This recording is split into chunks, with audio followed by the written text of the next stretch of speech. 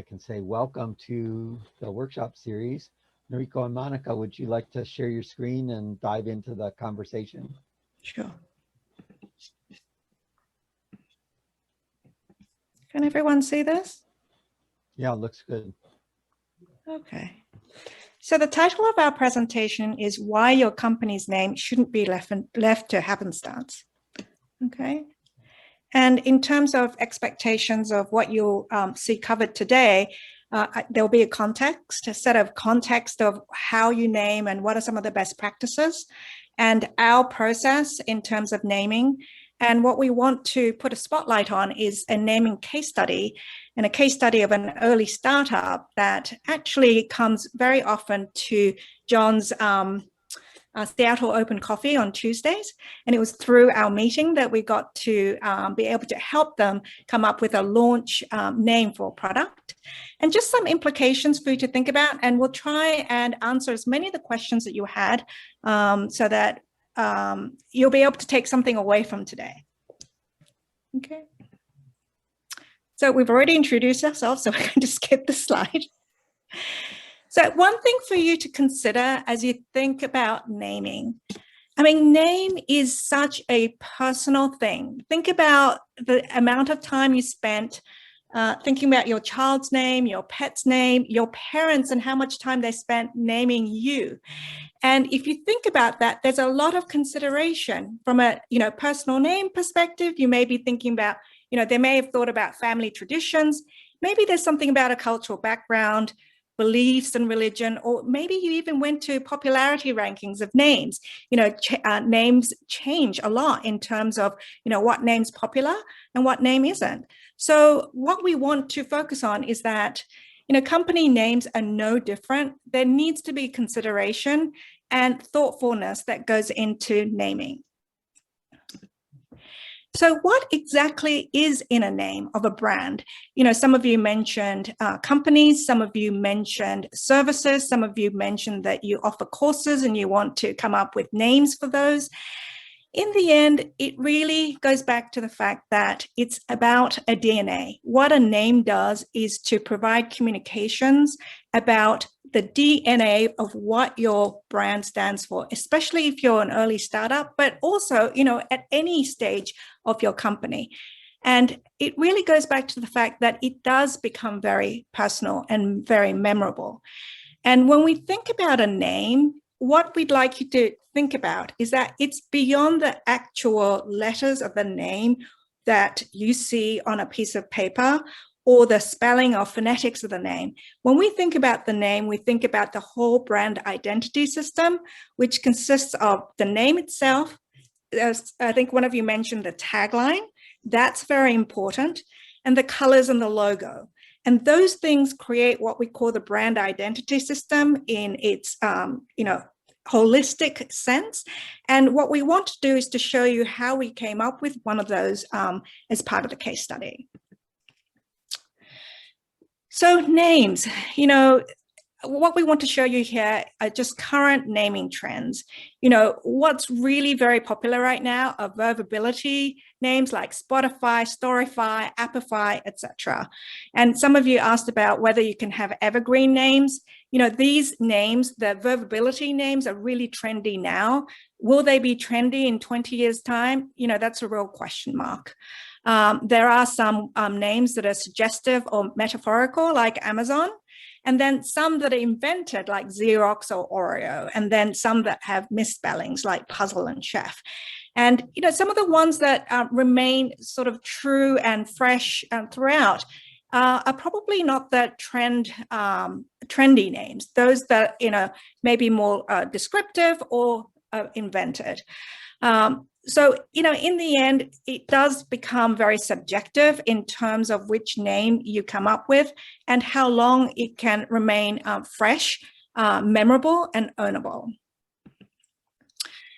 If there's one thing that we'd like you to take away about naming are the best practices. So in terms of the do's, we do encourage you to think about landing on a very simple telegraphic name. that's lasting and memorable. So we have some examples for you here. Pinterest, Airbnb, Lululemon are some of the names that are memorable. In terms of the don'ts, what we recommend is just don't be offensive or have a name that may have a different meaning in a different language or in different culture. And definitely don't come up with a name that's really difficult to pronounce. So for example, to this day, I cannot pronounce Elon Musk's son's name. I have no idea how you pronounce that. I don't know if any of you do. And if you do, please let us know. Okay. So names and examples of names. I will give you a couple of examples that, we can go into a discussion about. So this was in the news very recently. Aunt Jemima maple syrup changed its name. At the time when it was coined, it probably wasn't considered offensive at all. But in this current day and age, it just caused a problem in terms of the company's perception and the brand's perception. So it changed its name to Pearl Milling Company. And as you can see, you try to be evergreen, but sometimes you just cannot predict what's going to happen in the future. And so one of the things that you do have to be very aware of is the culture around you. The culture changes because humans change, and what is, what's happening, what's the context changes. So you just have to have your ear to the ground and understand, what are the positive influences and what are the negative influences. You're not going to be able to predict all, but just knowing some of these things might be helpful.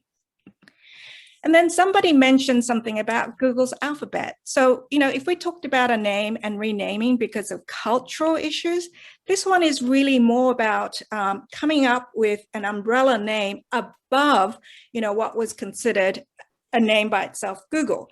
And part of it is strategic. Google wanted to prove to the world and to show that it can actually have additional services and offerings. And in order to show that it can have a range of offerings, it needed a platform name above Google. And that's what it did with Alphabet. So there are many different reasons why people rename or people create new names above a name. And, there are many strategic reasons for names. And one other that we'll give you, which we don't have a slide on, is, for example, if you're an auto company that is known to have cars that are more for the mass market like Toyota, and you want to have a luxury brand, you create a new brand, a Lexus. So you have many reasons why you create new names or distance yourself from a name that's well known, because you want to position yourself in a different way in the marketplace. So before we go into the naming process, just wanted to stop right here and see if anyone has any questions. I wonder if when you talk about this positioning, if there's like boxes or, common perspectives on how you position, the notion that I have in my head is small, medium, large, but that's a different style of thinking about the boxes. So if you say, I'm going to do different kind of naming because I want to position differently, what are the axes of that? Essentially. Yeah, there are lots of different boxes. It could be because you're going from a single product offering to multiple product offerings. So, if you have, a singular entity to multiple entities, that's when you would change your name. If you're going from, one level that's mass market to luxury market, that's another thing. There are things related to whether you want a singular name to be the only name. So it really goes back into the architecture of naming. So there's a common architecture, which is house of brands or branded house. And that's the way that people talk about naming. So are you going to have a singular name like Mercedes-Benz, regardless of what cars you offer? That is a certain approach, okay? A house of brands is like P&G. Nobody, no one thinks of a Tide as being a P&G product. Everyone thinks of Tide. You want singular names to stand on their own. So there's many, many different reasons and boxes for names, but the one framework that a lot of people use, a house of brands or branded house. Those are the two extremes that people use. And I think sometimes too, what you can have is if you look like a brand like Nike, they don't even have to use their name anymore because everybody knows their visual identity of their logo, which is the swoosh. So sometimes they just don't even use their name anymore. They advertise just with their graphical element, which is as important and as knowledgeable and visually recognized as the name itself. So moving forward, we just also wanted to talk about the naming process.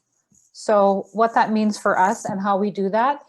Most startups, and I'm not saying all of them, but most of them start with the things we see above the visible part of the iceberg. Like we use the iceberg because we really want to make it clear that there are elements that are visual to the eye and to the customer, and a lot of elements are invisible. And most people tend to start with the visible part.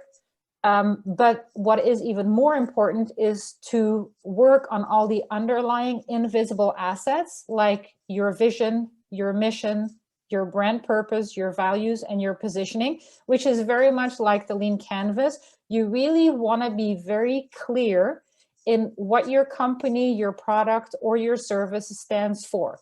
What are we doing? Who are we doing it for? What is the problem we're trying to solve? Who are we solving it for?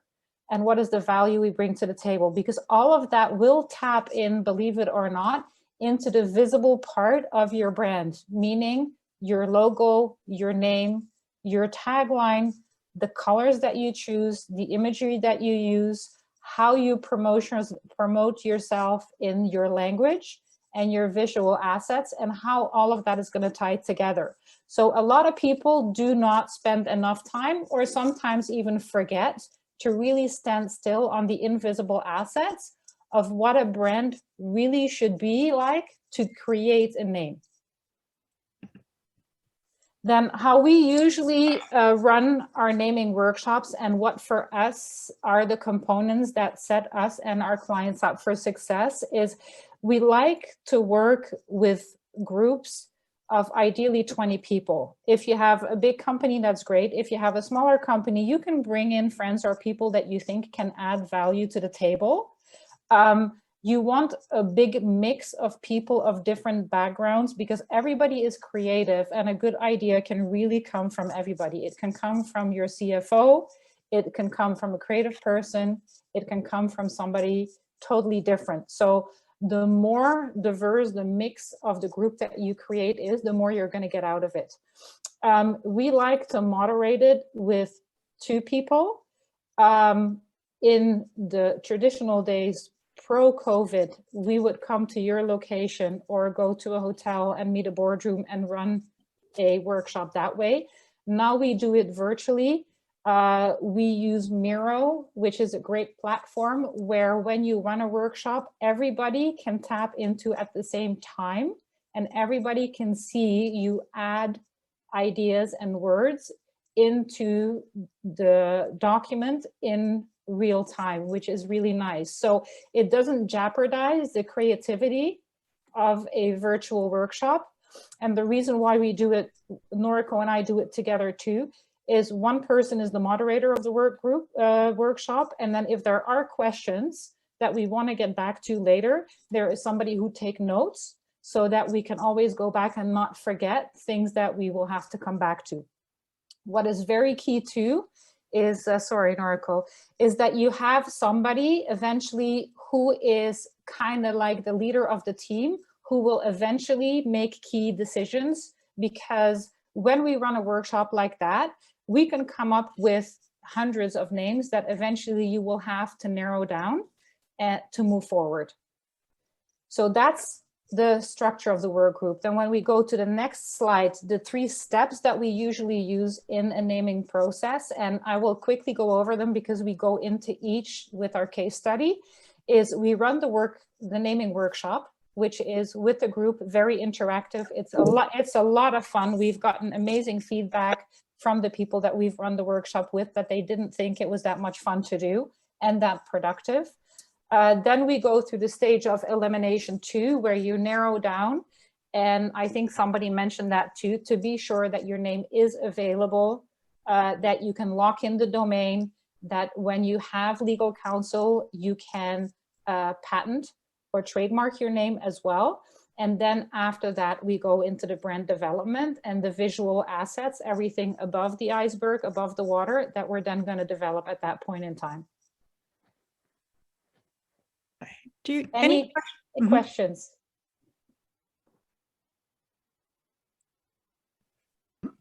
I wonder if you would go in a little bit to the synchronous version of this versus the asynchronous. I see a discussion, a note from Isabel about Miro as a tool to do a sort of asynchronous version. Can you talk about those different patterns a little bit? Yeah, it's actually in the case study that we did of synchronous and asynchronous, and we'll give you a sense of what worked for us, if that's okay, Isabel. Can we explain it? Absolutely. Great, great. Fantastic. All right, so the case study that we do want to focus on is called Ulysses, and it is actually a startup cybersecurity company that has developed network data visualization using the Oculus VR headset. And when it launched its company, the company's name is VR Ulysses, and the launch product initially was called Cyber Ulysses. And the CEO and president of the company, his name is Tom Malone, just felt that having a company name and a product name that was so similar seemed problematic to him. And he just felt that, you know, the use of cyber and Ulysses just narrowed the options of what the product could be, and felt that because it was, you know, offering through the Oculus headset and creating a perception that it was all tech and headset oriented was an issue for him, that it just was too narrow. And I think that was one of the questions that was mentioned earlier, like, how do you try not to be too narrow so that you can't expand? And that's exactly the question that Tom had. And so wanted to rename the launch product that's separate from the company and that stood on its own, and that wasn't specific to some technology that could expand into something more. So that was the challenge that they came up with. And as you know, many of you know, cybersecurity is a big, big issue at the moment, you know, with the hacking incident and just the ongoing issues around that. So it was really timely for us, and we had read about it. But in terms of starting this process and this project, we did want to basically understand the industry a little bit better and the competitive set, which is part of the 3-step process. And as you can see, when we wanted to understand a little bit about the background and the competition, we also went and looked at the names and the logos of the competition. So if you look at the left-hand side, the direct Ulysses competitors were all in the, you know, data visualization, and many of them had headsets or some sort of 3-dimensionality. And so you can see that in some of the logos. One is called 3Data, another one is called Bad VR with an image of some sort of headset. And, you know, they want to just separate themselves from that sort of pack, you know, that sort of message. And on the right-hand side, the competitors that work in the network tool alternative space, and their look and feel are very different. But we wanted to just see, you know, the range of logos, range of names, and sort of see where we could go. And obviously SolarWinds on the bottom right is the one that's been in the news a lot. Anyway, so this is what we looked at. And then, people say it's so difficult to come up with a name. How do we come up with a name that's different, unique? I feel that, I feel that this name is good, and what about bringing a team member in to brainstorm names? Before we started the work, the actual naming process, what we did was a creative warm-up. Because when you think about 20 people in a room, some people may be copywriters, some people may be creative, but many people may have positions that are not about creativity, but it may be finance, or it may be, even engineering or software development. And what we wanted to do was to create a more of a level playing field by getting people to pulling out people's creativity, because we all know that inherently people are creative. It's just that we have to create a situation where people feel it and feel that they can be creative. So we asked a whole bunch of questions. So, some of the questions included, tell us about the origin of the company, and they could explain it in terms of visuals and names. Another question that we asked was, if the enemy were a shape, what would it be? When you're working in cybersecurity and cybercrime, what does the enemy look like? Who is the enemy? And in many ways, it's just so nebulous. And so we got into a huge discussion about that. And then we asked things like, if the enemy were music, what sort of music would the enemy listen to? So again, what we're doing is just pulling it out and, doing a lot of projective exercises to think in very, very creative, non-linear ways. So by the time we got to the naming exercise, everyone was just ready to get going. And so this slide is the mind map that we created with the VR Ulysses team, made up of at least I think it was about 15 people were in the creative brainstorming. Yeah. And this is where I want to focus on the synchronous versus asynchronous. So initially we started out doing synchronous creative exercise, mind mapping, where we divided up into two groups, and we all started. So Monica and I were the facilitators and just asked a bunch of questions, and then just got people to write names, and then people built on them. And then halfway through, we switched the mind map so that one group was working on one mind map, went to the other one and looked at what had been generated and then added on those. And while they were doing that, we started putting visuals everywhere. So you can see we've got some of Game of Thrones visuals, some mythology visuals, just to keep the, creative juices going. We only spent about 90 minutes to about 2 hours doing this brainstorming, but we knew at the end of it that we hadn't squeezed enough of the creativity out.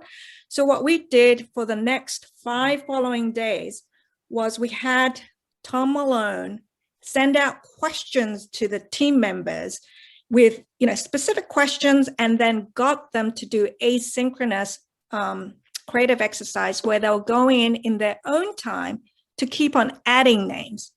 Okay. So that was that's how we did the synchronous and the asynchronous. We only had a short amount of time because startups are busy. We weren't going to be able to get a lot of time. So we only had a short period of time when everyone was together. And then the rest of the 5 days was for them to go in, answer the questions, and add. Okay. And then by the end of it, we had about 416 names in all. It was quite a bit. And as Monica mentioned, one of the critical people in an exercise like this is what we call the whip. We need one person who's like a whip who'll go in and make decisive decisions about things, whether it be the pace of the workshop, how long the workshop should be, and even eliminating names. And Tom and his chief scientific officer were the two whips in the meeting and in the post-meeting, workshop meeting, where they were able to narrow down 415 so-called names down to 26. And it was those 26 names that we put into voting. And these were the questions that we had, in terms of, is the name ownable, memorable, lasting, easy to pronounce and not offensive to, the best of their knowledge.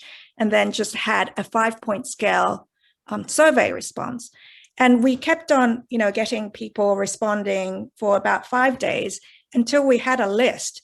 And we had a list based on a ranking. And we want to just stop right here, because by the end, Monica and I had our own personal favorite of what the name should be. But if you are a moderator of a naming workshop like this, and if you're not part of the leadership team, you've got to step back, because this is not your name. This is not your company. And you've got to let the core group make the decision. And the name that this group came up with wasn't even the highest ranked name. It wasn't even the second highest ranked name. It was like the 10th ranked name. But at this point, you don't even know what goes into the decision-making process. There's emotionality, rationality, etc. So if just one recommendation for you guys is, if you do this workshop, and if you're an outsider, just stay out of the final set of names and let that group make the decision. Okay, Monica? Yeah. So then once we narrow down the name, as I said before, we want to be sure that the name is available so that you can own the domain before you even start designing the graphical elements.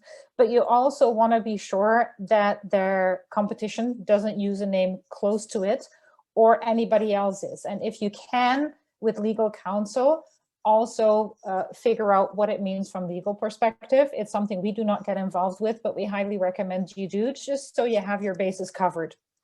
Then when we go into the next slide, so this is really the upfront work that I think the company already had done a lot of before we joined, but we really finessed and went way deeper into the brand development.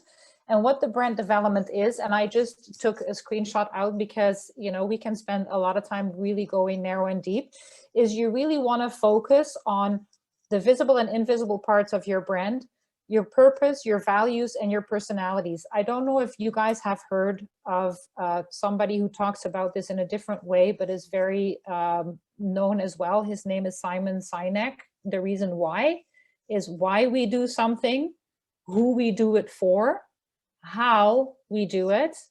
It's like he calls it the 3 W's. It's he works on a bullseye and really explains it very well. This is very similar. And the reason why this is so important is you want to be very clear on this, because your entire language of all your marketing materials that you will do will have to reflect and go back to these values and to these personalities.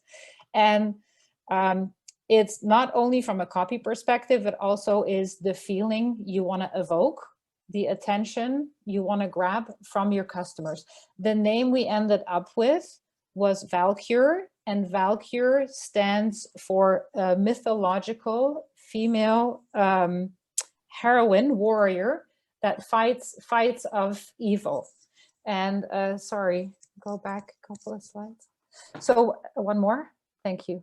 So what you see here in the left column in the middle, we gave a little bit of a visual stimuli of what she used to look like, so that we knew. And at the end of the day, this entire exercise that we went through in depth with the key leaders of the company led into a creative document that we wrote. And why did we do that? Noriko and I have an entire network and pool of suppliers that we can tap into. Traditionally, if you work with an agency, it takes a huge amount of time. It takes an extremely high budget, and you usually work with a very small pool of designers. What we did is we tapped into the platforms that you have today, which are fantastic, where you can write a very clear briefing document, where you can have people all over the world in a fraction of the time give you such a depth of creativity. But you need to have this document, because if you talk to somebody who knows nothing about what the company stands for, who we're targeting and why we're doing things and what we're expecting that person to do, then you set yourself up for failure. So out of all the exercises that we've done and out of all that brand work, this document is really the brand foundation that the company can use if they want to work with photographers, graphic designers, copywriters, or what have you. It's kind of like their little mini Bible to set people up for success. So we put this out up in the open in a platform of extremely talented people that design logos. And within 48 hours, we had more logos than we eventually could present to the client. What we also did in the meantime, while the designers were working on the visual representation of the name Valcure, we also looked at, okay, with all the exercises that we've done with the mission and the vision, all the keywords that were used in that, what do those keywords relate to in a sense of color? Because as we know, colors evoke emotion. If you look in pharma, a lot of pharma companies do not use red because red is associated with blood. It's not what we want to do. They tend to go more for the blues and the greens. Insurance companies tend to go for the yellows and the greens. Not only do they represent industries, they also represent emotion. So in the top row, in the middle slide, we picked out all the words that were used in the exercise that we did in regards to mission, vision, and positioning.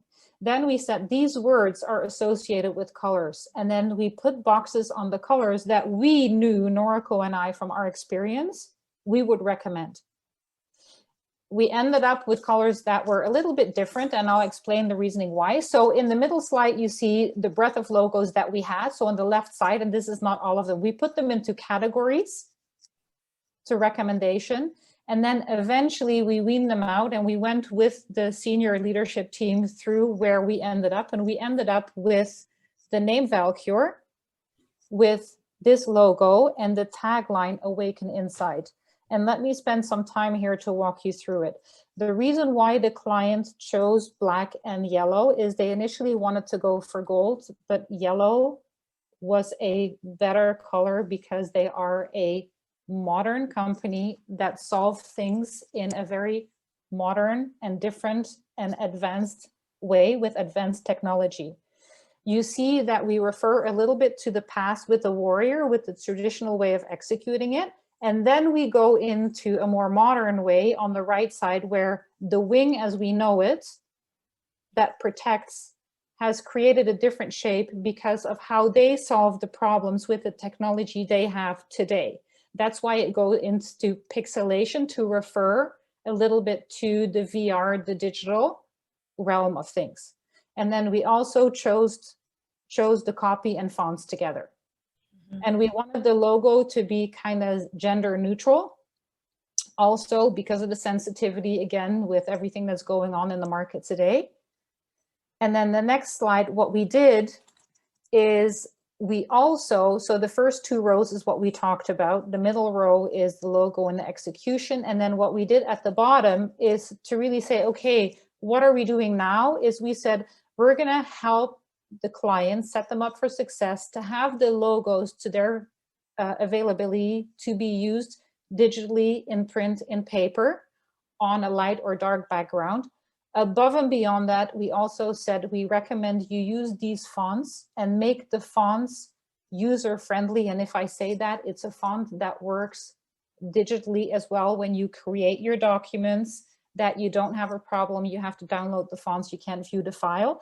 So all of this together, this whole experience, Noriko and I have done in 3 weeks, which usually with an advertising agency takes months and costs an awful amount of money. So we have really taken our expertise, we've listened to the startup world to make it lean and mean, to work agile, include everybody and make them a part of the process. The first week was naming. The second week was the testing and narrowing it down and deciding. And the last week was really doing the visual elements of it. Are there any questions? What we tried to do is to break it down so that you could sort of see the roles that we played and what sort of questions could be asked, and then show the process. So, you know, sort of lift the lid on what agencies do. You know, they don't always share this sort of, you know, all the different elements of the work that goes into naming. So I see a bunch of questions showing up in the chat. Yeah. Okay. Okay. How do you make sure not to choose a name that sounds cringy to younger demographics? Do you sample feedback from different age groups? Can you do anything to protect against names that will feel off as a language evolves further? Bernard? So this goes back to trends, right? And you know, you try and create a name that does resonate, but you don't really want it to be demographic specific. You want it to mean something meaningful and memorable and lasting. So really trying not to go with a trend is probably the best way to go. You can't really, you know, the thing about trends, about cultural zeitgeist is you just don't know what is going to become trendy and what becomes popular. You know, popularity in culture comes from absolutely anywhere. And now that things have become global, now it's like coming from everywhere. So you can't predict and you can't always prepare in advance. And, you know, especially for an early startup, if you're just starting to gain, you know, customers, you don't have a lot of brand equity. So if you feel that your name isn't appropriate, that's about the right time to be changing your name. Whereas if you're mature, like a Nike, and you're thinking of changing a name, that becomes problematic because you've created so much perception and you've spent tons of money, like millions of dollars into the name and equity of the name.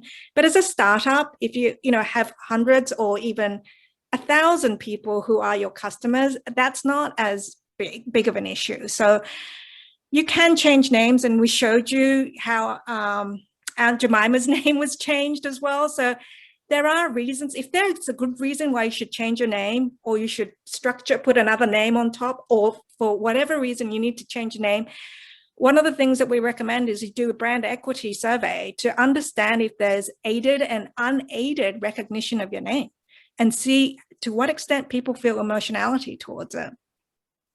Yeah, and sometimes people change the name but keep the colors. And to that point, to go to Jason's question, I'd love to hear more about the colors perception that I mentioned.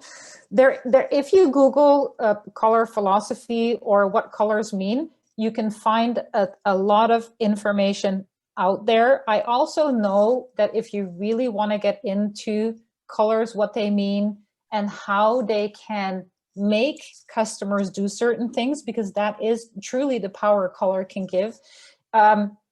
There are people in Europe that have worked with a professor to create a workshop with, I don't know if you know the Pantone, like the big color flyer that every printer uses, where they do a workshop and they go through exercises similar to what we do, but with outcomes of what colors do you want to invoke? What feeling do you want to give? To give you an example, in a lot of fast food restaurants, they use yellows and orange because the right yellow and the right orange, and there is a plethora of just yellow and oranges, can evoke restlessness. And that's done with purpose, because in fast food, you want people to go in, buy, and get out. If you want people to stay and have a certain other experience, you choose colors that create a certain mood. That's why a lot of coffee shops and a lot of food establishments have more warmer, calmer, and setting tones. So don't underestimate the choice of picking your color. Like, there's a lot of reading. If you're interested, I'll put my LinkedIn into the chat. Reach out to me, and I'm happy to help and go deeper into that. But that could be an entire conversation on its own. And you can also find the words associated with the colors, which is what we usually do in our exercise. So the other question that you're asking about Valkyr, about the pronunciation, when the leadership team landed on it, we mentioned that it wasn't even the top, ranked name when we did the Survey Monkey. And, when they came back and said, this is the name that they've chosen. And part of it was that, Ulysses was already sort of a mythological sort of perception. I think they were in that space when they decided to go with Valkyr. And we had 3 different pronunciations for it, and 3 different spellings for it. Like it could be associated with Richard Wagner's of Valkyrie. And then we talked about in one of Tom Cruise's movie about Valkyr. And, in order to prevent mispronunciation, what a lot of companies do is to put a phonetic and audio pronunciation for something like this. And, with, everyone that we work with, we do tell them, the pros and cons of names. But in the end, as we said before, you do have to step back and respect the choices that they make, and just for them to be aware of the pitfalls of it. But that's really it. And, they liked it, and no one else owned the name. There wasn't a domain, so they took it. Are there any other questions that we can ask? I can't see all of the. Well, there is one more where they say, what platform we use, is it private or available to others? We try to use existing platforms that are out there as much as we can, because we know the sensitivity in budget for startups. That's why we use Miro. That's why we use MailChimp.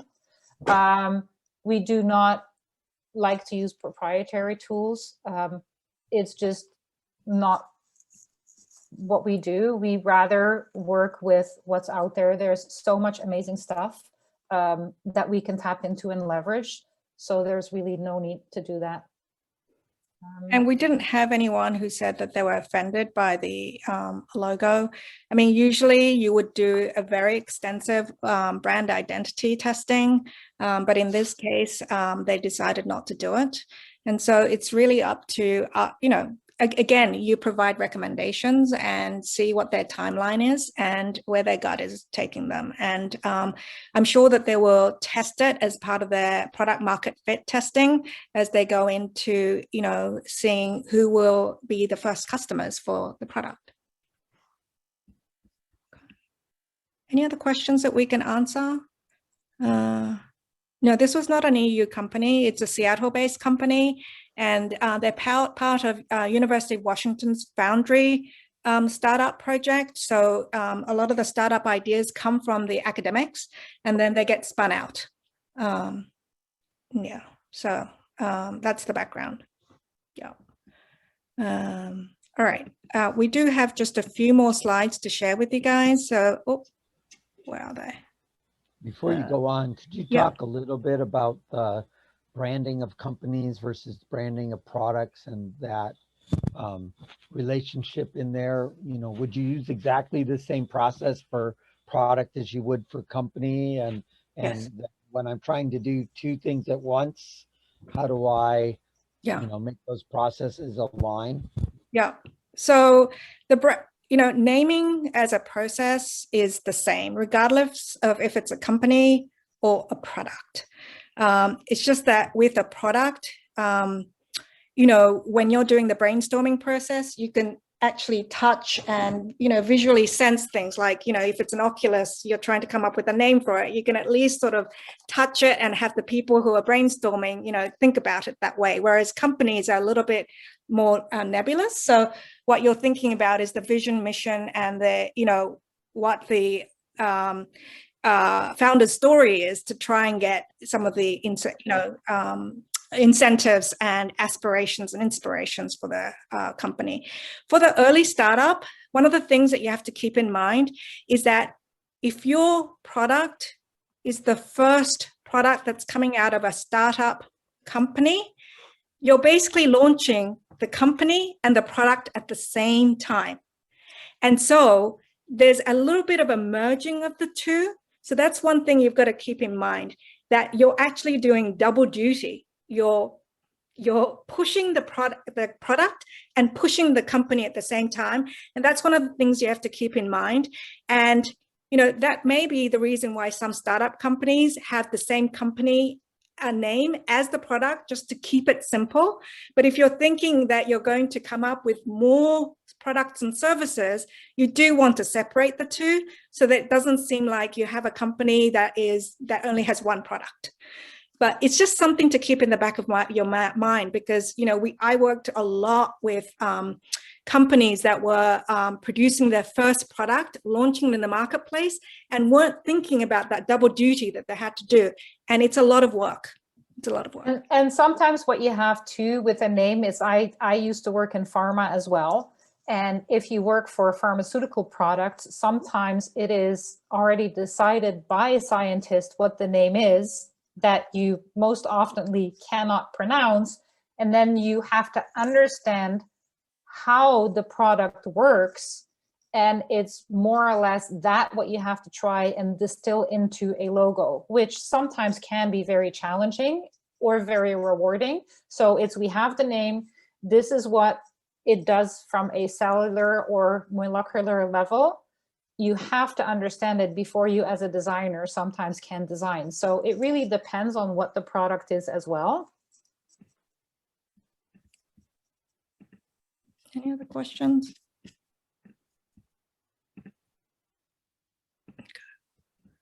Wait on. All right, let me just share the last few slides. Jason's just being mean now. Yeah, I know, I saw that.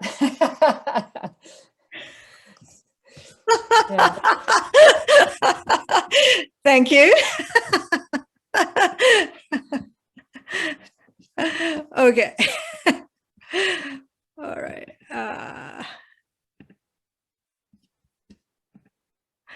Just want to share some implications for everyone. We just want to go back to the iceberg visual and get everyone to just consider where the name lies within the iceberg, and it's part of the visible part of the iceberg. And there's there is an inherent relationship and linkage between the visible and the invisible, and the two really need to be lockstep. And I think this is where some early startups may get it wrong, that they don't truly realize that there is a connection between the two. Because in the end, when you are talking to people about your company, there is a narrative and a storyline, and you want to make sure that that is consistent. And when you think about the lean canvas, we think of the name as being part of the unique value proposition. Maybe others don't, but we think that it's all part of the positioning and that single-minded idea of your company or your product, and making sure that it all connects together. Okay.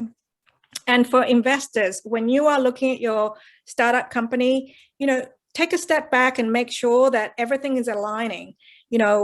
How's the name connecting with the mission, and how is it connecting with the vision? Is the storytelling consistent? And think about the visual storytelling, not just the narrative storytelling that the early startup is sharing with you. And from an entrepreneur's perspective, just think about your name and think about, just the connection points. Are you differentiated?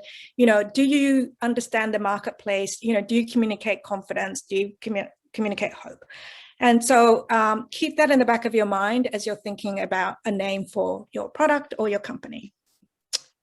So just want to say thank you for listening to us.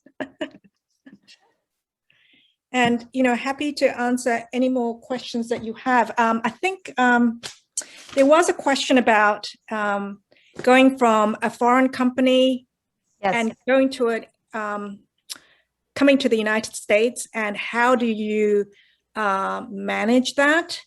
So, if you think about some of the Japanese companies that, exported consumer electronic products to the United States, for example, Panasonic, their Japanese name is Matsushita Denki, okay? Matsushita Electronics or Electrics. And the foreign name was National Panasonic, which they shortened to Panasonic. So, you can have a name that is, that is meaningful for your local origin, but you do have to think about a different name. And that's, I think some of the Japanese companies will give you a sense of, what they did. And, it's a consideration because, some names may be very, very difficult to pronounce and may not be meaningful. So I hope that helps in terms of answering your question about, a name that's in the local language and maybe having a different name for the export countries or outside communities. Yeah, it does. I guess my question is that, do you have a recommended process or any particular system you can work with to make this transition much easier? I mean, conceptually, I think we all get that ideas. But the question is that, do you have a systematic approach to get that done right? I guess that is actually my question. Yeah, it's really not that different from the process that we shared with you, because in the end, like with the VR Ulysses company, we had to understand the marketplace, the industry, and also understand their vision and mission. So before we started the workshop, they handed over all of their documents related to, you know, who they were, what they wanted to be, their vision. And we read through all of that before we went into workshopping. And it's not that different from a company that may be established in China with its own vision and mission. What you need to just keep in the back of your mind is, okay, that's what they want to be in China. And as they, you know, embark, or in Korea, and as they embark to the United States, what are they trying to do? And just understand their mission and vision, and then, you know, come up with names. And, you know, I think the really sensitive part about this is, you know, just making sure that they understand the meaning of the names that are being generated for them, depending upon their ability to understand the language or understand some of the meanings. So you do need a connector in between who truly understands both markets and explain things, because, you know, if you live in one culture, a word means so many things, and it just is instantaneous. You know, you hear a word, you're like, this is what it means. But if you're, you know, moving between languages and cultures, you lose some of that. So it's just a matter of having somebody who can translate it, especially if it's in another language. But the process is the same, and you do need to just, you know, keep it in the mission and the vision of that company and what they stand for. Yeah, and I think sometimes you can't try to be everything to everybody. Like if you start local because that's what your vision and mission is, and you have no interest to go across the border, but then the future tells you otherwise, then you have to revisit that. And there might be moments it's very smooth and it just all works out. And there might be other moments, to Noriko's point, where it is a challenge because there is a cultural instance where there is no fit and you have to adjust and see if what you have you can leverage, or you have to tweak it. And sometimes it can be a name, but you can carry through the line with colors and graphical elements. And sometimes you want to be completely different. It really depends, but the process is as to Noriko's point, is very similar. Same questions. So let's Appreciate run an experiment. How many people here can write down in a paragraph their mission and their vision for their company right now?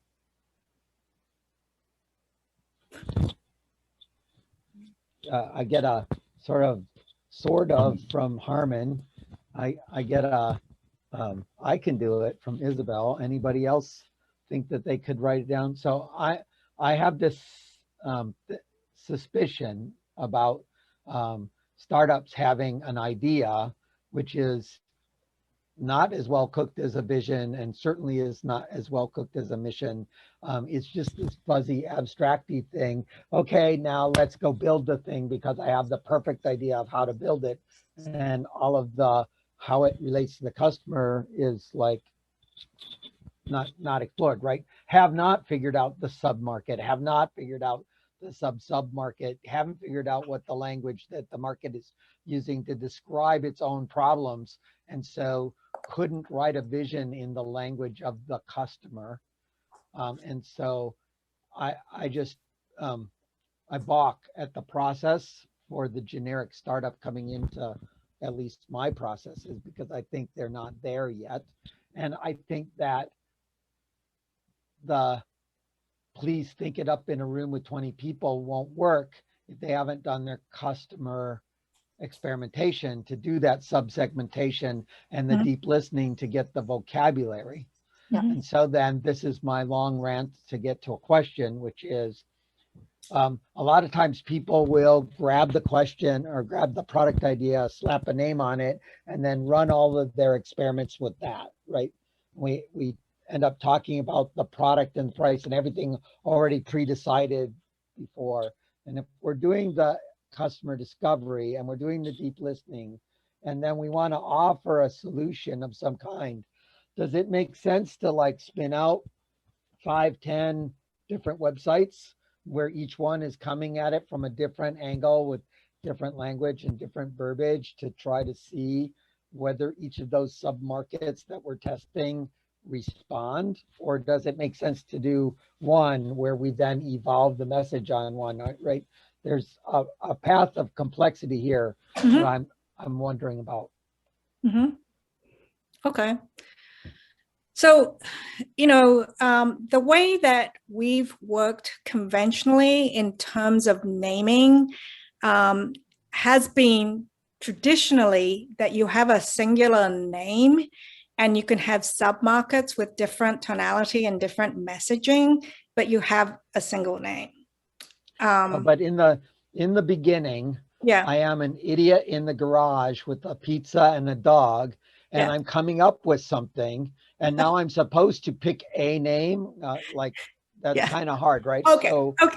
the question is the experiment Yes. to figure out which of these rosy paths should I walk down. Yeah. So I blow out, 12 different websites, Yeah. and I slap a domain name on each one, Yeah. and then I see whether that submarket engages, and the 11 that don't engage or that I don't care about, I either kill or sell, and then the one that I care about, then I, double down on scaling that one. Yeah. Yeah. So if you are in an experimental mode and, you're creating sub markets and messaging for that sub market, if it's all about experiments, I would say go at it. That person in the garage, if they have several names, slap them on and see what works. Like, because the way that we've been trained is a little bit more corporate and a little bit more about stability and control and creating a singular image, whereas we're talking about that startup who's sort of just flying by the seat of their pants and really just trying to see what experiment works. Then think of name in the same way. Test it. I mean, that's what it should be. Like, test it and see if that person likes it or not. And so we would encourage that. But I think also you then have to, I don't think you have to go that deep, because if you're just testing names, then just test names. What I'm trying to say is, if you build the website, if you have different names, but you also have different visuals and different languages, then what are you testing against what? If you test names, then just test names. Don't change your tagline. If you want to test taglines, test taglines. Because if you're going to do your logo, your tagline, your visuals, and your copy, then technically you have 4 or 5 completely different websites, and you do not know which one is successful, why. So you really want to go lean and go broad. Don't try to do everything at the same time, because you're not going to know where your success is going to be and how you take it from there. So experiments that are multivariant experiments are generally not experiments. Yeah, I would agree with that. So the place that I'm trying to get to is, often there's 3 or 4 or 5 different submarkets that have related problems, which they then talk about separately. And, my choice of whether I'm going to go after the luxury market or whether I'm going to go after the consumer market, I can generate both of those products, and I can generate both of those languages and drive that and then choose. And then that choice is happening in the 4 steps to epiphany. It's happening at step 3.5, right? Before I hit the scale button, but after I've learned all the other things I need to know to discover customer channel fit. If I don't know what my customer channel fit is, I don't know how to speak to my customer, then I better be figuring that out through some mechanism before I hit the scale button. Yeah, absolutely. I mean, I think through through understanding your customer, you're really getting a sense for what their problems are, what their solutions are, what their language, what language is resonating. And those should be percolating in your head. There should be some sort of, image, perception, words, something that's floating through your head as you're crystallizing who your customers are. And, you know, you should definitely be talking about this and generating names as you go along. You know, so I would say, don't feel the pressure to come up with a name and stick with it if it just does not resonate with the end product of what it is. You know, if it's too cutting edge for you and you're more of a conservative product, you know, you're going to have, you know, sort of a dissonance and, you know, mental dissonance in people's minds. So you want something that is aligned. And as I said before, you know, you're only talking about 100, 200 customers. You're not talking about millions like Nike. So, you know, just, you know, take it seriously, but don't take it too seriously. You know, that's my recommendation for early startups. Yeah. You know, there's a, if I may interject something, there's another issue that you're kind of touching on, which is the crossing the chasm issue of, like, oftentimes with startups, our first customers are the early adopters, and the names that will appeal to early adopters, I would expect, may be different than names that will appeal to the, you know, to the more conservative buyers that we experience later in our life cycle. Mm-hmm. I'm curious about your thoughts on that. I mean, usually, I mean, if I go back to the training that we've had, I mean, you do stick with a name if you can. I mean, again, if there's got to be a real reason why you're changing a name, and, you know, we mentioned, you know, some of the examples, you know, if your product changes a lot, maybe, but generally it's a good idea to maintain a name, you know, that you do come up with. It really depends on when you end your experimentation. Do you try to avoid names that are going to, like, over appeal to the early adopters and turn off the conservative majority? I mean, do you think about that when selecting names? Yeah. I mean, the thing is, so, you know, everything is aspirational, okay? So when you think about any product that you buy, a lot of it is about dreams, okay? We're not all athletes, but we love athletic gear. When we put on our black little whatever it is, we suddenly feel athletic, although we're horrible athletes, right? So you're creating, a part of branding is about dreams and aspirations. So you can be aspirational to a certain extent, although your people are here. And that's fine. That's what marketing is all about. It's about persuasion and making you feel better than you really are. So being like this is okay. If it's like this, that's a problem. Right. I think also what you want to think about, regardless of early adopters or later stage, if you have created a huge amount of credibility with your name, why change it?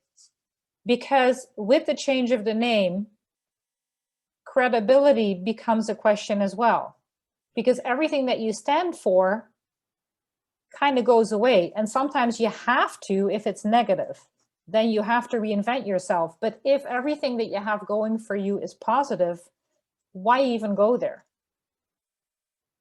Right? So you really have to weigh it out. Stuart, if you think about your marketplace and you think about your early adopters versus your late early adopters versus your early normal, you know, the slicing it thinner, how many people are in that pile, right? As I move in across that chasm, how big was the market when I was getting all of my early adopters into the bucket? Is it tens of people or hundreds of people or thousands or millions of people in my early adopter pile, right? And a lot of times the lessons that we get told about are about stories where the early adopters are essentially hundreds of thousands to millions of people, where we're trying to get hundreds of millions of people in our normal component, right? But a lot of startups are solving, would be totally happy if they had 10,000 customers paying them. And so you need to think about the arc of the company and where that arc in terms of who's adopting this product and who's going to adopt, product number 2, and who's going to adopt product number 3, and how big that audience is.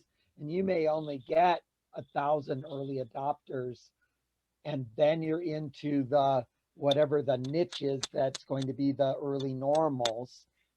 And that's a very different experience than I'm going into a very bloody market where in order for me to succeed, I need to have 200 million people over the next 3 years. And I'm going to drop a launch here, and I'm going to drop $100 million on that launch just to get into the market, right? Very, very different worlds, right? So think about the blue ocean versus the red ocean conversation and where it's at. And for me, I think that's about islands of stability. Where from where you are, what's the closest island that you can get on, that you can stand on, where you're profitable with reasonable margin, and stand there. And maybe that's a perfectly big enough island to spend the whole life cycle of that business on that island. Or maybe you need to go to that other island until you get to a mainland where you're doing the hundreds of millions of customers. But in the beginning, we're out in an archipelago trying to find these islands of stability. And as we get too big and we don't fit on the island anymore, and we start drowning because parts of our stuff is falling off the island, we have to be somewhat intentional about which direction we're going. And when we get to that point, we probably should have done all of this branding and all of this, where am I going thinking, to know whether I'm going to leap to that island or this other island over here, right? Yeah. And so somewhere in the beginning, like Harmon says, he hopes that he's going to do a startup someday. And so he's at 0 now. How does he get from 0 to 1 to 10 to 100 to 1,000 to 10,000? And that arc is the experimentation space, right?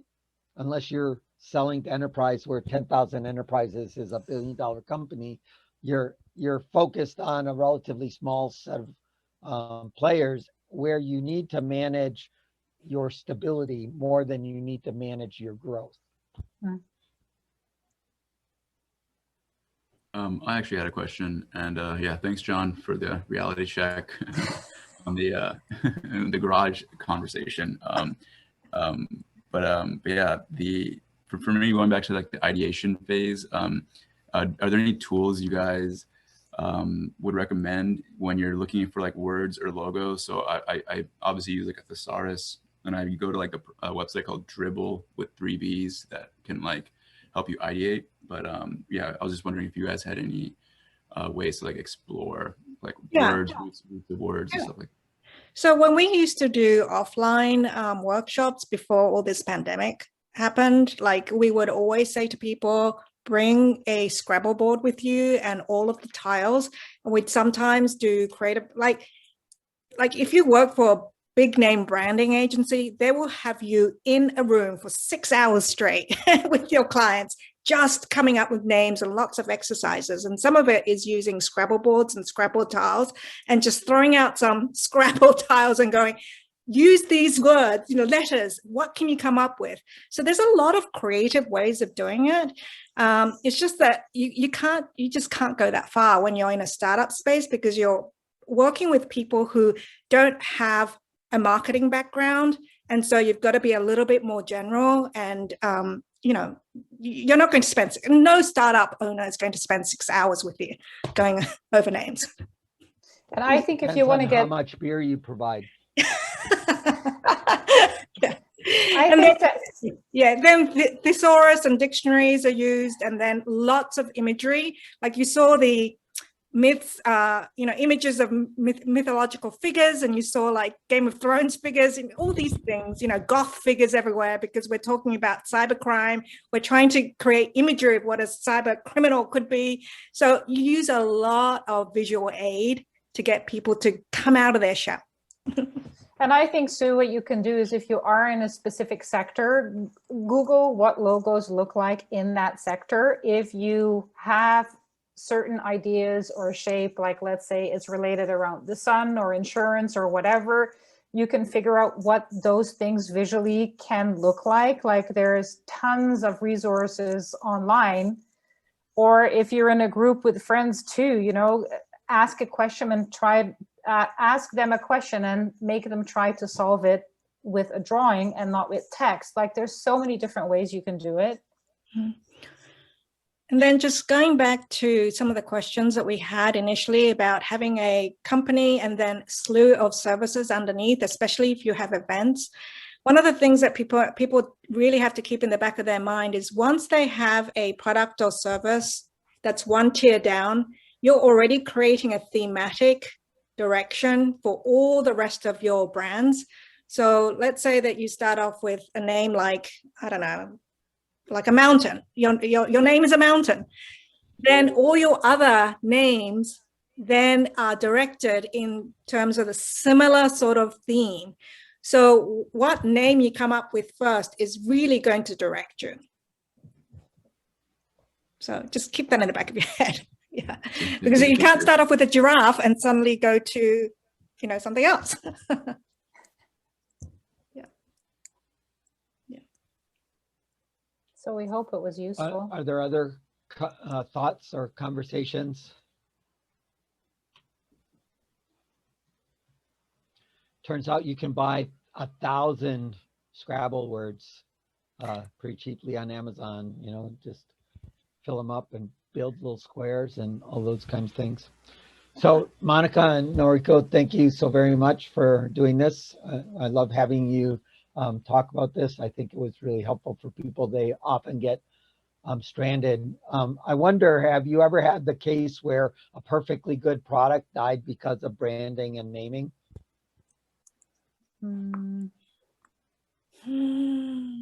I think it's more the consistency that can kill it, of carrying your brand forward through everything that you do. I had one client who was very persistent in having the same name, but she kept changing her look and feel constantly. And I told her, she was a realtor. Everybody knows you, you have a fantastic reputation, but if you keep changing your look and feel constantly, people don't know it's you. So if you have colors, stick to them. If you have certain graphical elements or fonts, I would recommend you do too, because we live in a world that's so confusing already that consistency is key. It doesn't mean it has to be copy and paste. Like you can be extremely creative with elements and what you do and still show it's a family, but it's very different. Like if you look at Nike, how many different shoes do they have? It doesn't matter what they do. Everything they do, you know, it's them, because they repeat elements, they repeat language, they repeat fonts, they create a certain style. So I would say something that has really gone lost and down the drain, I think it's more a lack of consistency and also in verbiage. I think just to build on that, I forgot which one it was, Coke or Pepsi, you know, one of their new ingredient products really failed. I don't know if it was classic Coke, new Coke, something, you know, New it Coke does. failed, yeah. Yeah, that was a big, big failure. And it's not just the name, it's just differentiation. You know, it really is about if your product really is different in the marketplace and if it's wanted or needed. Like it goes back to your question, John, about product market fit. Yeah, the marketers think it's a great idea. Better test it out first to see if it's something that the market needs. I think that's where the failure comes from more than the name. So if we think about the life cycle of a company in terms of its competition, right? There's a point in the beginning of an idea where it's desert and there's nothing there, you know, like blue ocean, but you know, not bare landscape, and any flower with any color on the landscape is noticeable. Mm-hmm. And so a lot of startups can do random things, doesn't matter because they're the only thing in the space, so it works. But then whatever the window opens and you go from the one guy in the desert to the 1,000 flowers blooming stage. And in the 1,000 flowers blooming stage, you have to figure out how you're going to be seen. Mm-hmm. You have to rise above, right? And normally the way that the rising above happens is somebody from some other industry that has brand goes through with their little vacuum and they roll them all up and suck them all up, right? And that's how my business got to where it is, right? Because we had that motion going on and it changed the market. So you go from the standing alone in the desert to being in the thousand flowers blooming to the Snow White and the seven dwarves to the three big bears fighting with each other to the dominant, one thing and everybody else is dead, right?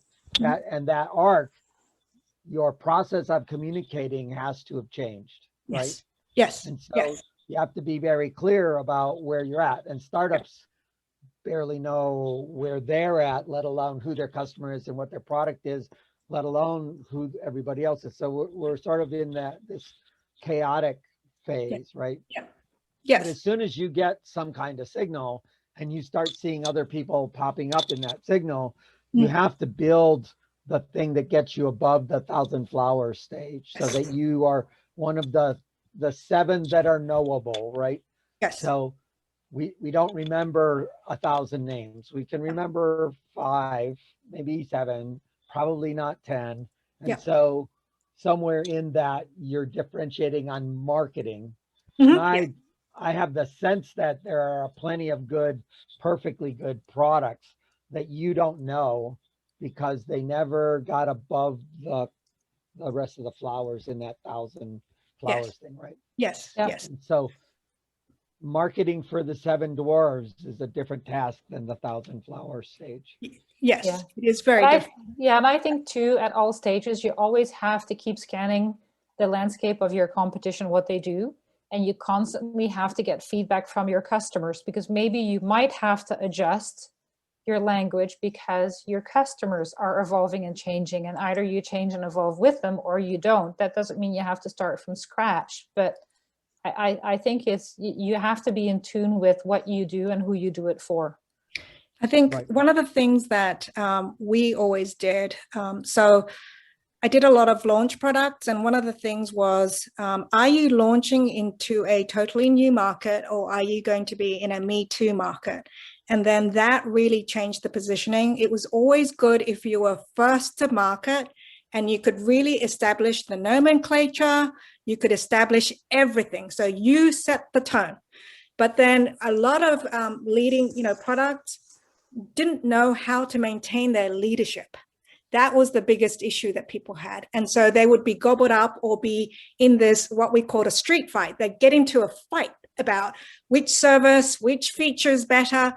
And I think that's where, things get really difficult. And then there are certain specific marketing about not being the best. But the second, there are some companies that just want to be number 2. And there's specific marketing around that. So you really have to see where you want to be in the marketplace and sort of see if you're going to take a leadership position or if you're going to take a follower position. If you're going to take a follower, then how do you differentiate? So there are all these different ways of doing it, but you just have to keep it in the back of your mind and sort of apply. Yeah, and I think too, sometimes when you have, and I think Lululemon is a good example to use that, is your logo is your logo, but it's also your product that speaks for your logo and your brand, because which activewear company doesn't want to copy Lululemon? And they're all trying with their logo or with the designs of their garment, but they're always a step ahead. And if you are an early adopter and you are a fan of the brand, you know what's Lululemon and you know what's not. And that's it's multiple things. So yes, your logo too, but it's also your product and constantly being on top of things. You want to own it, be the first, but also don't be afraid to evolve and stay ahead. It's not easy. Absolutely. Mm-hmm. Any other thoughts from anyone before we call it the day? So we run the open coffee every Tuesday morning. I posted it into the chat. It's an opportunity to talk about anything related to startups or funding. Noriko and Monica often come there, so there's conversations there to be had. We're doing the Angel Conference workshops Tuesdays and Thursdays starting in June. I keep hoping we will do more startup weekends where we can put this into practice. So, taking a weekend to sprint on a brand and see if you can get 1,000 people to your website and see whether they actually engage or not. It's always a useful experience. And so do let me know if there's anything we can do that'll be helpful for your journey. So thanks everyone for coming, and we'll see you next week. Oh, next week we're talking about data-driven experimentation. Thanks for Thank having you. us, John. Bye. Okay, bye. Thanks. Thanks. guys. Bye-bye. Bye.